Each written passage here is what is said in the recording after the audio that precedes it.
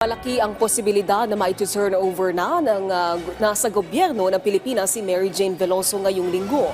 Inihayag ito ni Foreign Affairs Undersecretary Eduardo De Vega matapos makumpirma na nasa pasilidad na sa Jakarta si Mary Jane. Ayon pa kay De Vega, nakatakdang gumawa ng opisyal na anunsyo ang Indonesia hinggil dito.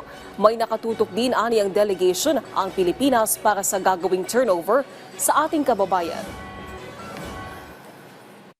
Gagawa ng announcement mamaya yung Indonesia. Hintayin natin to confirm na nasa Jakarta na siya today. Tapos in the next few days, malaki ang tsansa na mauuwi na siya.